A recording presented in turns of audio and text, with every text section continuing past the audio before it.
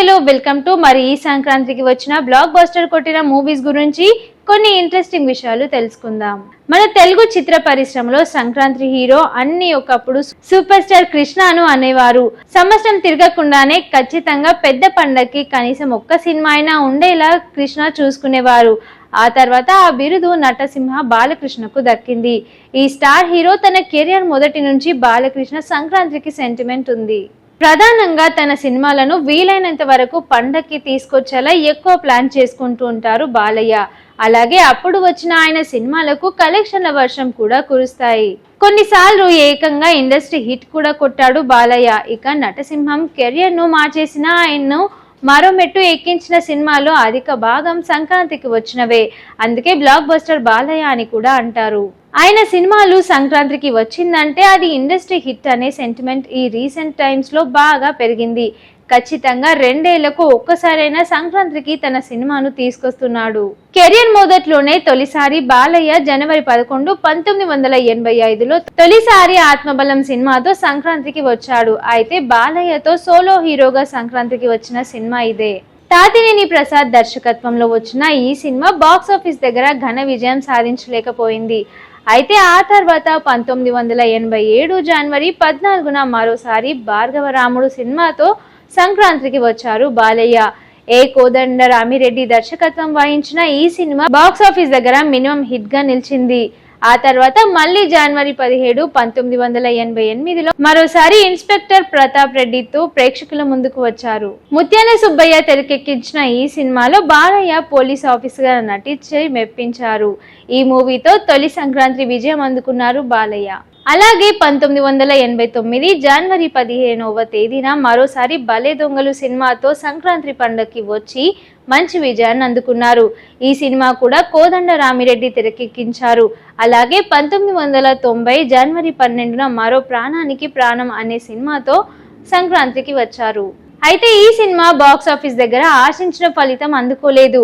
అలాగే 1996 జనవరి 5న ప్రేక్షకుల ముందుకు వచ్చిన వంశానికొక్కడు కూడా సంక్రాంతికి వచ్చి ప్రేక్షకులను మెప్పించలేకపోయింది. 1997 జనవరి 10 పెద్దన్నయ్య సినిమాతో సంక్రాంతికి వచ్చి బ్లాక్ బస్టర్ విజయాన్ని అందుకున్నారు బాలయ్య.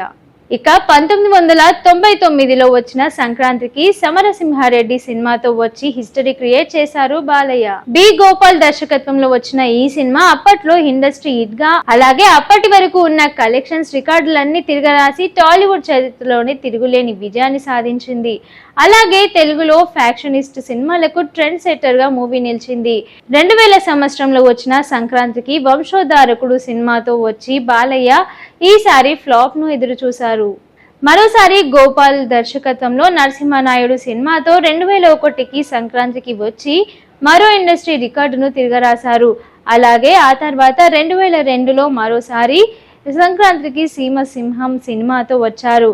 ఈ సినిమా కూడా బాక్స్ ఆఫీస్ దగ్గర ఫ్లాప్ గా నిలిచింది.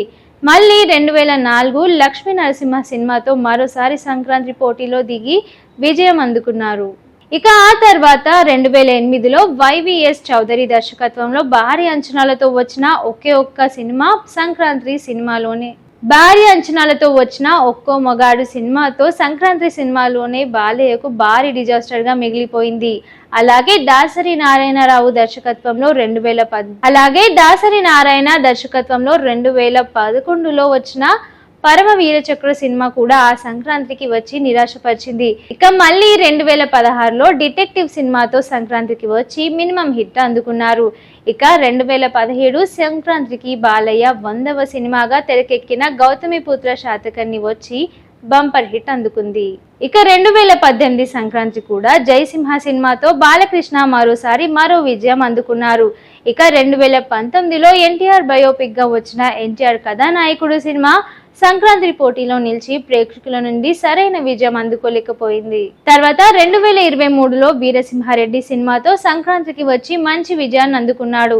2025 సంక్రాంతికి కూడా డాకు మహారాజ్ గా బాలయ్య సంక్రాంతి పోటీలో దిగి హిట్ కొట్టాడు. షేర్ చేయండి, లైక్ చేయండి, సబ్స్క్రైబ్ చేయండి. మరిన్ని వీడియోల కోసం బెల్ సింబల్ పై క్లిక్ చేయండి.